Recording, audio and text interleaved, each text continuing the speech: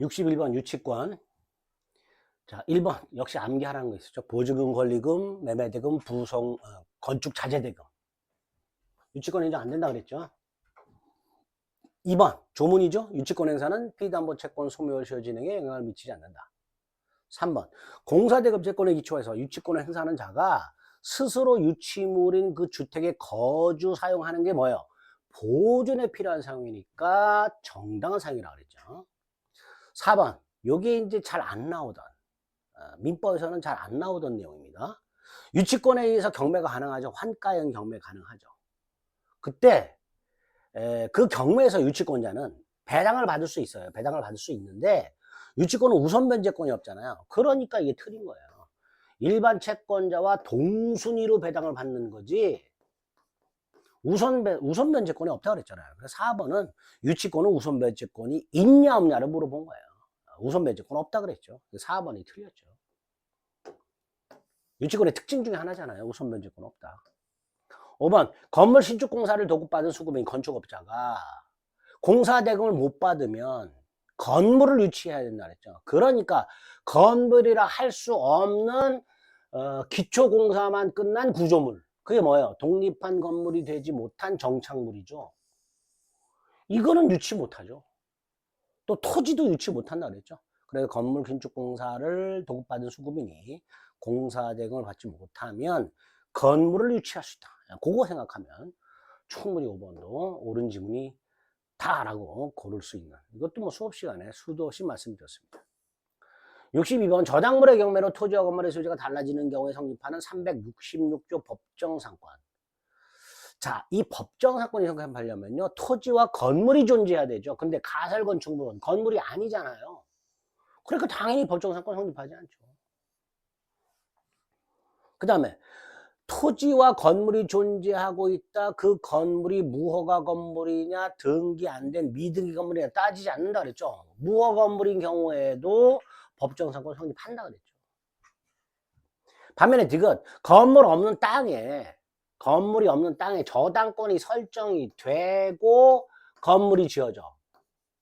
법정상권 성립하지 않는다 그랬죠. 그거예요. 그래서 기억, 니은, 디귿 모두 다 법정상권 문제이긴 하지만 대단히 단순한 쉬운 지문들로 법정상권을 문제를 출제했습니다.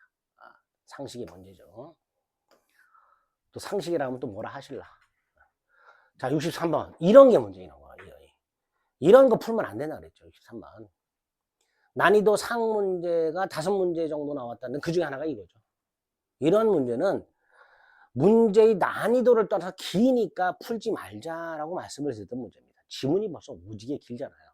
더군다나 이 전체적인 내용 자체가 약간 출제가 이상해요. 그래서 이거 이의 신청이 굉장히 많은 그 문제 중에 하나입니다. 자, 63번 문제는 어떤 문제냐? 피담보 채권의 범위를 물어보는 거예요. 우리 민법 360조에 의하면 저당권자는 원본, 이자, 위약금, 채무 불이행을 이유로 한 손해배상, 저당권 실행비용 이 5개를 담보한다 그랬죠. 그 다음에 원본과 이자는 약정이자를 말하고 무제한 담보되죠. 그 다음에 위약금은 특약부로서 등기가 있어야 담보되죠.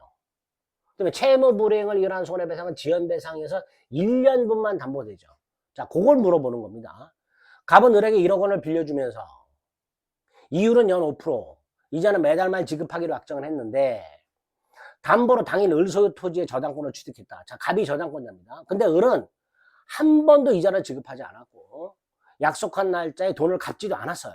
그래서 갑이 2023년 7월 1일 경매를 신청했습니다. 이때 갑이 배당받을 수 있는 돈이 얼마냐를 물어본 거예요. 자, 여기서 문제가 갑보다 우선하는 채권자가 없으니까 갑이 선순위로 우선 변제를 받겠죠. 2억 원의 후순위 저당권자가 있지만 이거 신경 쓸 필요가 없고요. 그 다음에 공휴일인지 소멸시효 진행 여부와 이자에 대한 지연손해금, 이자에 대한 지연손해금, 이자 이건 고려하지 않는다 그랬어요. 이자에 대한 지연손해금은 고려하지 않는다 그랬으니까 요거 착각하시면 돼요. 요거 지연배상 요거는 원본에 대한 지연배상입니다. 이자에 대한 지연배상이 아니라, 그러니까 원본에 대한 지연배상은 원본의 이행기를 경과한 후 1년분에 한다 그랬으니까 결과적으로 갑은 1억 원에 변제기가 1년이잖아요. 그 이자가 5%니까 1억에 5%면 얼마예요? 500이죠. 그 다음에 지연배상. 원본의 이행기를 경과하는 1년분에 한한다 그랬는데 지연배상에 대해서는 아무런 말이 없으니까 법정이자로 계산합니다. 결국 5%예요. 그럼 결과적으로 500입니다. 그죠? 그럼 결과적으로 합하면 1억 1천만 원입니다. 갑이 경매대가로부터 우선 면제 받을 수 있는 값은 1억 1천만 원이에요. 뭐만 생각하면 원본 1억, 약정이자 500만 원, 원본에 대한 지연이자 500만 원, 합치면 1억 1천. 요건데 문제가 이 저당권 실행 비용에 대한 말이 없어요. 갑이 경매를 신청했잖아요. 그죠? 그럼 갑은요, 이 목적물에 대한 감정평가 비용 따위를 납부하도록 돼 있어요. 그걸 담보를, 그거를 피담보 채권의 범위에 포함시켜서 우선 면제 받는 거예요. 근데 그거에 대한 말이 없어요. 그러니까 갑이 여기다가 뭐 저당권 실행 비용까지도 포함시켜서 이건 고려하지 않는다는 말이 써 있다면 2번이 답이겠지만 저당권 실행 비용에 대해서는 아무런 말이 없단 말이에요. 그러니까 그 저당권 실행 비용이 얼마인지를 알 수가 없어요. 감정평가 비용이 갑이 예납한 감정평가 비용이 얼마인지에 대한 언급이 없단 말이에요. 그러니까 결과적으로 이 문제는 답이 없는 거예요. 그래서 제가 모두 정답이다, 답이 없기 때문에 모두 정답으로 처리해야 된다라고 이의신청 자료를 만들어서 여기저기 공인중개사 시험 커뮤니티에 자료를 올려드려서 수험생분들이 이의신청을 했던 그런 문제입니다. 답이 어떻게 나올지 모르겠어요. 확정 정답이. 근데 출제한 자의 의도는 원본 1억과 원본 1억에 대한 1년치 약정이자 500만 원과 그 원본에 대한 연체이자 1년분 500만 원 합쳐서 1100만 원 요렇게만 출제를 한 겁니다. 근데 뭘 간과했어요? 저당권 실행 비용을 간과했죠. 그래서 5출제다라고 생각하시면 됩니다. 64번 근저당권. 채무자가 아닌 제3자도 근저당권 설정할 수 있죠. 물상보증인. 그 다음에 채권 채무 확정 전에 채무자 채권자 변경할 수 있지요. 그 다음에 채권 최고액에는 이자는 포함이 되고 근저당권 실행비용 포함되지 않죠. 지금 틀렸죠. 이것도 뭐 여러 차례 말씀드린 거고요. 65번 거저 먹는 거죠. 계약에 관한 설명으로 옳은 것은 매매, 유상, 쌍무, 낙성 분류식이죠. 도급, 쌍무죠. 건물 신축 계약 생각하면 돼요. 건축주는 공사대금을 지급해야 되고 건축업자는 공사를 완성해야 되고 교환, 유상 쌍무죠. 증여, 분류식이죠. 답은 요거죠. 임대차, 유상, 쌍무, 낙성, 분류식, 계속적 계약이죠. 거저 먹는 문제죠. 65번 계약이 성립.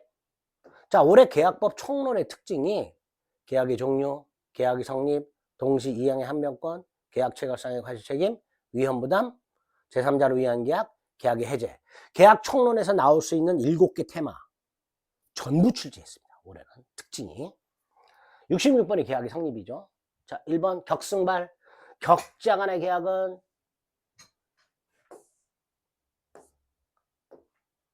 격자 간의 계약은 승낙통지를 발송할 때 성립한다. 격승발.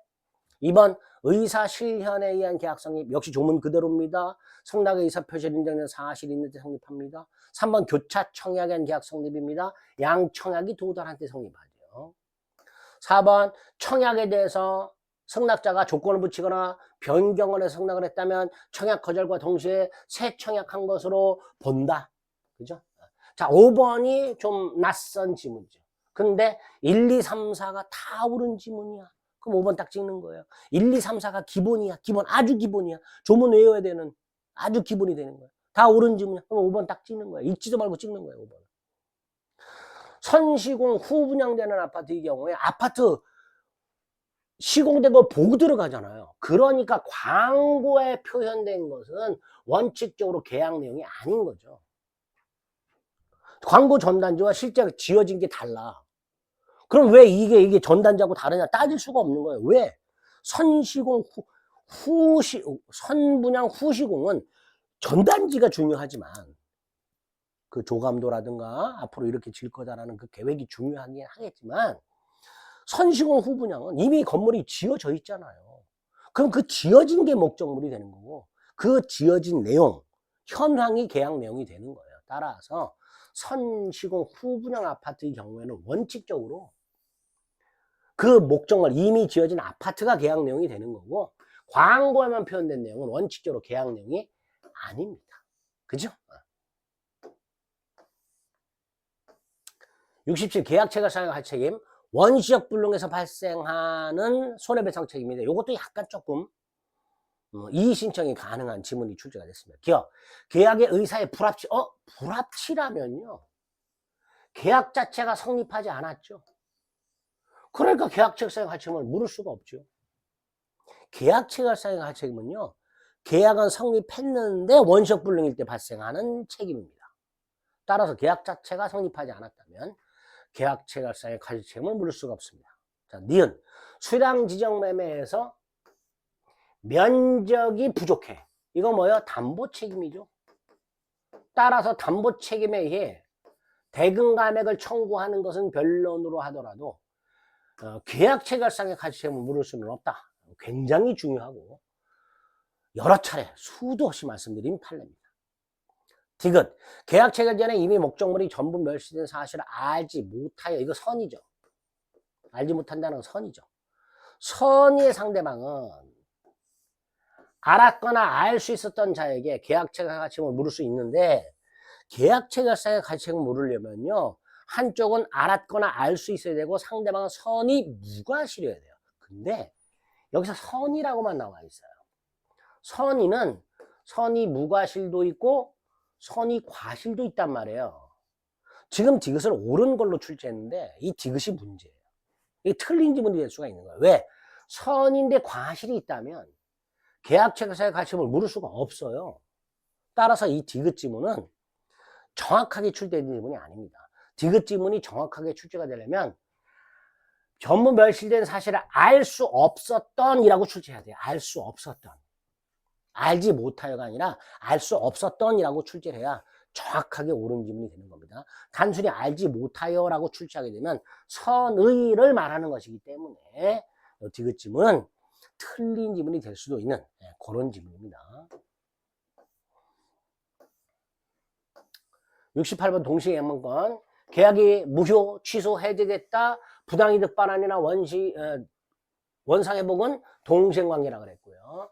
구분소유적 공유관계가 해소될 때 지분을 서로 넘겨주는 것도 동생관계라고 그랬습니다. 여러 차례 말씀드렸고요. 1번, 2번. 3번. 동시이행의 한 몇 건이 붙은 채권은 자동채권으로 상계하지 못한다. 동자상 X 그랬죠. 그거죠. 동시이행의 한 몇 건이 붙어있는 채권은 자동채권으로 상계하지 못합니다. 4번. 양채무의 변제가 도래한 상모계약에서 지체에 빠졌어. 무슨 뜻이에요? 갑이 을에게 이행을 제공하면서 돈 달라고 그랬는데 을이 돈을 못 줘서 얘가 지체에 빠졌어. 지체에 빠졌다 하더라도 항변권 자체가 소멸하는 건 아니라 그랬죠. 따라서 갑이 나중에 이행 제공을 중단한 채 다시 한번 재청구를 하면 지체에 빠졌던 자도 항변권을 행사할 수 있다. 그랬죠? 이게 4번 지문이죠. 역시 여러 차례 말씀드린 겁니다. 5번이 틀렸죠? 돈 갚는 것과 담보권 말소 동생관계가 아니라 그랬습니다. 돈 갚는 것과 담보권 말소는 동생관계 아니다. 5번이 틀렸고요. 69번. 갑은 을에게 X 건물을 을에게 매도하고 을로부터 계약금을 지급받았는데 그 갑과 을의 귀책 사유 없이 X 건물이 멸실됐으니까 후발적 불능이고 갑을 모두에게 잘못이 없으니 위험부담이 적용이 되고 위험부담은 원칙적으로 갑이 부담하니까 갑이 부담한 갑은 을에게 대금 지급을 청구할 수가 없고 미리 받은 계약금을 돌려줘야 되니까 을은 갑에게 계약금 반환을 청구할 수가 있고 이렇게 되죠. 지금 만약에 을의 지체 중 을지체 양당사자의 귀책 사유 없이 X건물이 멸실했다. 그럼 누가 부담해요? 을이 부담하죠. 그러니까 을은 대금을 지급해야 되는데 문제가 이거예요.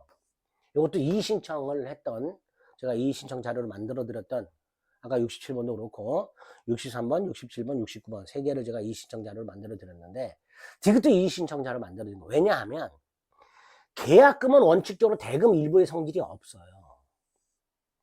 을은 갑에게 대금을 지급해야 돼요. 을이 위험을 부담해야 되니까.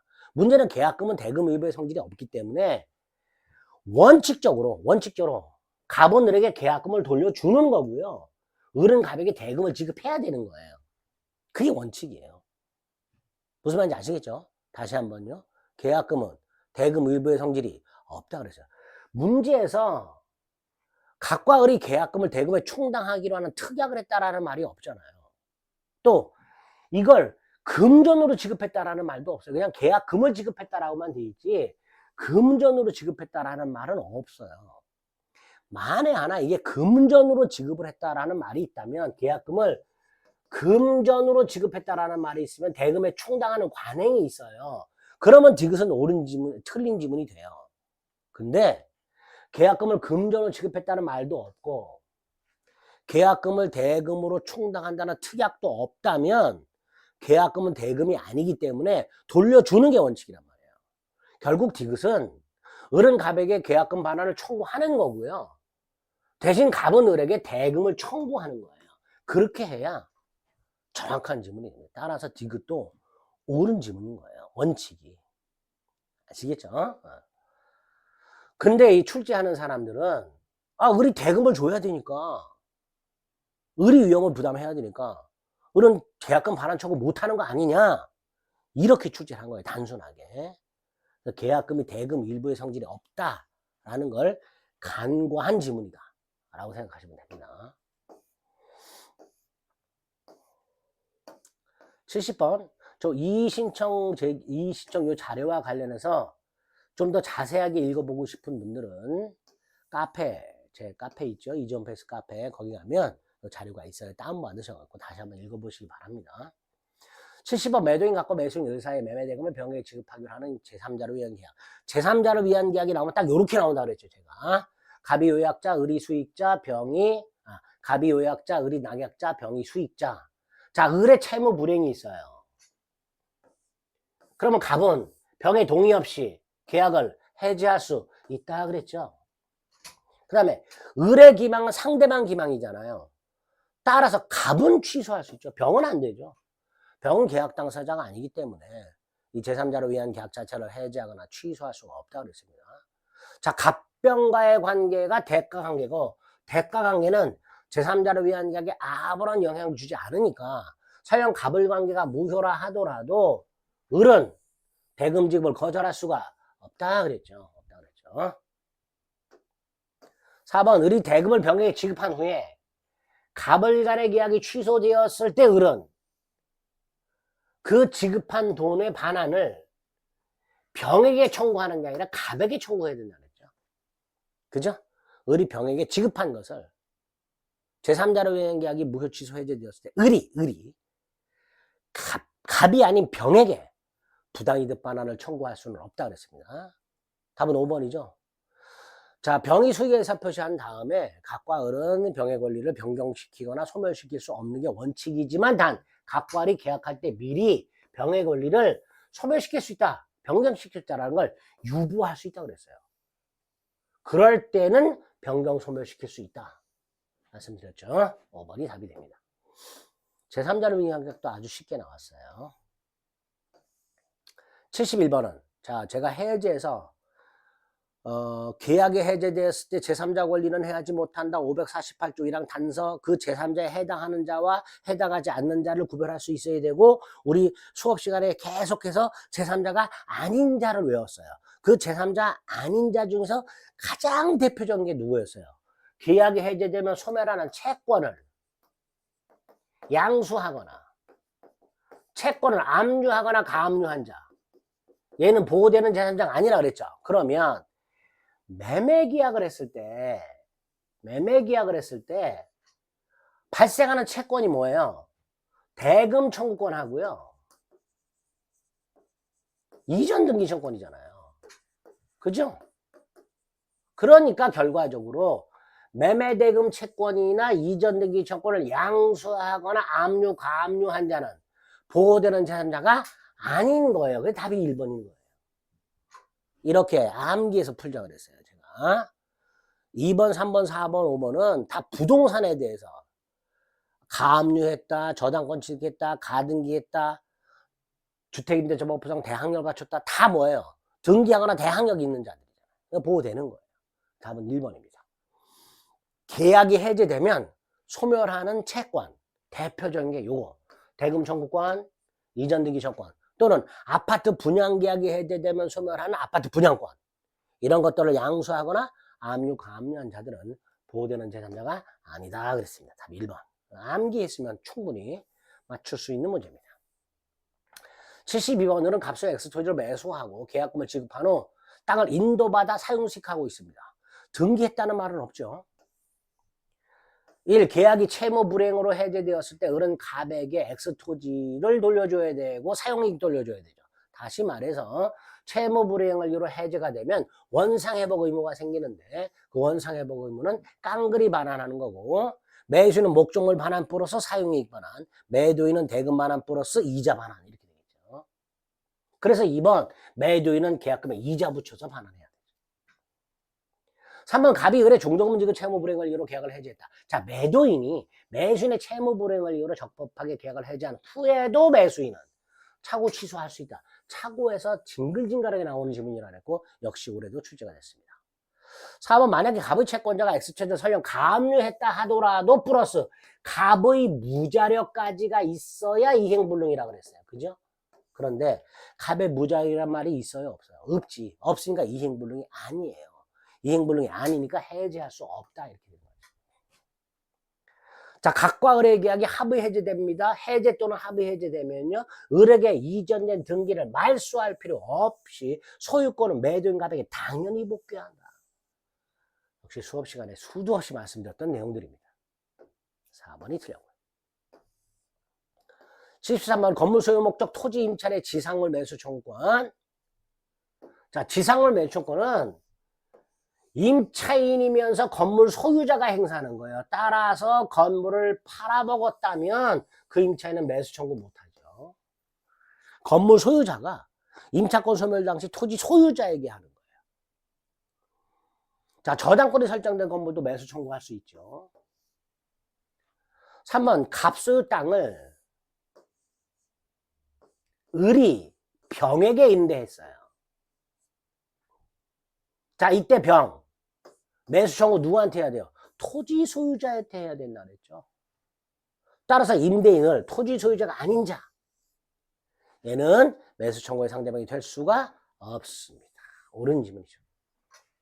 4번도 마찬가지예요. 임대인이 임차권이 소멸할 때 이미 땅을 팔았어요. 다른 사람한테 넘겼어. 그러면 임차인은 그 이미 토지 소유권을 상실한 자에게 지상물 매수권을 행사할 수가 없습니다. 그래서 지상물 매수권은 임차권 소멸 당시 지상물 소유자가 토지 소유자에게 행사하는 게 지상물 매수 청구권이다. 5번 지상물 매수 청구권 판례가 하나 더 인정하는 게 이거죠. 기간을 정하지 않은 임대차에서 임대인이 해지 통고했을 때 임차인은 갱신 청구할 필요 없이 바로 매수 청구할 수 있다. 그랬죠. 그래서 5번도 틀린 질문이 됩니다. 옳은 거 3번. 74번 주택임대차와 민법상 임대차가 결합된 문제입니다. 갑은 자신의 X주택을 보증금 2억, 월차임 50만원, 을에게 임대하였다. 을이 전입신고 후 주택을 점유하고 있으니까 대항요건을 갖췄죠. 인도 및 주민등록이니까. 근데 차임을 연체하다가 계약이 종료되었습니다. 계약이 왜 종료되었는지는 말이 없어요. 기간 만료로 종료됐는지, 뭐 임대인이 계약을 해지했는지. 어쨌든 계약 종료 전에 X주택 소유권이 매매를 원인으로 병에 넘어갔으니까 병이 뭐예요? 임대인지를 승계한 걸로 봐야죠. 그 1번. 주택임대차보호법. 주택임차의 대항력을 갖춘 상태에서 주택이 양도가 되면 그 주택 양수인은 임대인지를 승계한 걸로 본다. 자, 연체 차임에 대한 지연 손해금의 발생 동기. 요게 문제야. 요거는 듣도 보도 못한 거예요. 차임 연체에 대한 연체이자가 언제까지 붙느냐.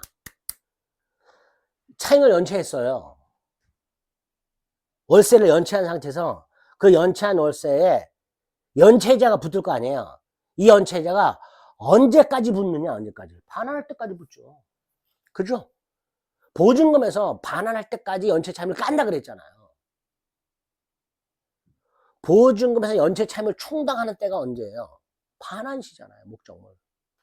그러니까 임차인 목적물을 반환하는 그 날, 임대인은 보증금에서 연체 차임과 그 연체한 차임의 연체 이자까지 공제한 나머지를 돌려준단 말이에요.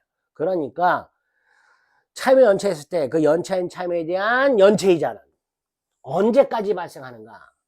발생 종기라 그랬으니까 언제까지 연체 이자가 발생하는가의 문제예요. 반환할 때까지죠. 그래서 이 2번 문제는 판례이긴 하지만 잘 생각해 보면 우리가 알고 있는 걸로 유추가 가능한 그런 지문입니다. 3번 병은 갑의 차임 채권을 양수하지 않았다 하더라도 병은 을이 연체하는 것을 보증금에 공제할 수 있다가 판례예요. 자, 이 3번도 좀 낯선 지문입니다. 원래 병이 갑의 차임 채권을 양수하지 않았다면 연체 차임 채권은 병에게 승계가 안 되는 거예요. 따라서 상식적으로 나중에 을이 목적물을 반환할 때 병은 보증금을 돌려줄 때 그 보증금에서 기존의 갑에게 연체한 거를 공제 못하는 거 아니야 라는 생각이 들 텐데 대법원이 공제할 수 있다라고 판결한 게 3번입니다. 나아가 4번 갑의 차임 채권이 압류되어 있다 하더라도 갑의 다른 채권자에서 압류되어 있다 하더라도 얼마든지 병은 공제할 수 있습니다. 5번 주택을 반환하지 않을 때 을은 임대인한테 보증금에서 까쇼 라고 할 수 있다 없다? 없다 그랬죠. 옳은 지문이죠. 그게 5번 지문이에요. 그래서 5번 지문, 이 문제가 지금까지 출제된 문제 중에서 제일 난이도가 높았던 그런 문제입니다. 왜냐하면 3번, 4번이 3번, 4번, 2번, 3번, 4번이 좀 우리가 잘 다루지 않았던 그 판례에서 지문을 출제한 것이었기 때문에 난이도가 좀 있었던 문제다. 라고 생각하시면 돼요. 75번 임차인은 자 이거는요 판례 하나를 사례 형태로 문제를 만든 거예요. 이것도 찍어야 되는 거예요. 이런 것도 길잖아요 벌써. 임차인은 임대인에게 주택임대처법상 갱신요구 통지를 했어요. 이때 갱신요구 거절 사유가 없으면 그 통지가 갑에게 도달한 때 갱신이 돼요. 그 다음 이렇게 갱신이 되면 임차인은 언제든지 해지를 통고할 수 있어요. 임차인은. 그리고 해지를 통고한 날부터 3개월이 지나면 해지가 됩니다. 그거 물어본 거예요. 임차인이 갱신 요구를 했고 그 갱신 요구 통지가 갑에게 도달하면 갱신 요구 거절 사유가 없는 한 그 도달한 때 갱신의 효력이 생기고 갱신이 되면 임차인은 언제든지 해지 통지할 수 있으며 그 해지 통지한 날부터 3개월이 지나면 해지가 된다. 그거를 결합해서 문제를 만든 겁니다. 그래서 언제 종료가 돼요? 1월 5일 날 도달됐죠? 이때 갱신됐죠? 그 다음에 해지를 언제 통지했어요? 1월 29일 날 했죠? 그때부터 3개월. 그러니까 4월 언제예요? 해지 통지가 1월 30일 날 갑액이 도달했으니까 1월 30일부터 3개월이니까 4월 30일 이렇게 되겠죠. 75번인데 판례 하나를 사례 형태로 만든 난이도가 있었던 그런 문제다라고 생각하시면 됩니다. 76번 집합건물법 관리는 구분소재가 아니어도 되죠. 각자가 공무부문 보존행위 할 수 있는데 관리인의 업무 중에 하나가 권한 중에 하나가 공무부문 보존행위죠. 관리인의 권한. 관리인 임기는 2년 범위에서 규약으로 정하도록 되어 있고요. 관리위원회 위원이 될 수가 없지요. 관리위원회 위원은 구분 소유자 중에서 선출해야 되기 때문에 관리인의 대표권 얼마든지 제한할 수 있지만 대항을 할 수 없도록 선의 제3자에게 그 대표권 제한을 모르고 있는 제3자에게는 대항하지 못하도록 조문을 만들어 놨습니다. 자, 1, 2, 3, 4는 많이 봤던 지문이고요. 5번만 조금 많이 다루지 않았던 지문입니다. 하지만 1번 지문에서 얼마든지 답을 골라낼 수 있는 문제였습니다. 집합건물법이 다행히 대단히 쉬운 것들로만 출제가 됐습니다. 77번 갑은들에게 무이자로 빌려준 1억 원을 담보하기 위해서 무이자 소비대차죠. 병명의 저당권이 설정된 을소유 X 건물에, 자, 을소유 X 건물에 저당권자가 먼저 있고요. 그 다음에 갑은 담보 가등기를 맞췄대요. 자, 갑이 담보 가등기권자입니다. 선순위 저당권이 있는 상태예요. 그죠? 자, 1번. 갑이 귀속 청산 절차를 거쳐서 소유권을 취득했을 때 후순위 권리는 소멸하지만 선순위 권리는 소멸하지 않죠. 2번. 갑이 을에게 청산금을 지급하지 않았다. 그러면 본득이 청구할 수 없고 설령 본득이를 했다 하더라도 무효다. 그죠? 네. 3번. 갑이 을에게 청산금을 지급할 채무와 을이 본등기 및 건물을 인도할 채무는 동시행관계라고 그랬고요. 자, 경매가 됐죠? 담보 가등기는 소멸하죠? 담보권이잖아요. 만약에 청산금이었고요. 적법하기 싫은 통지에서 2개월의 청산기간이 지나 그 다음 청산 절차가 종료가 되면요. 그 목적물에 대한 사용 수익권은 담보권자에게 넘어가죠. 요 청산 절차, 제가 이것도 수업 시간에 청산 절차 종료 전과 후로 나눠서 종료 전에는 사용 수익은 설정자가 하고 종료 후에는 채권자가 한다. 이렇게 설명을 드렸었어요. 그죠? 그거죠. 청산 절차가 종료가 됐으니까 사용 수익권은 갑에게 귀속이 됩니다.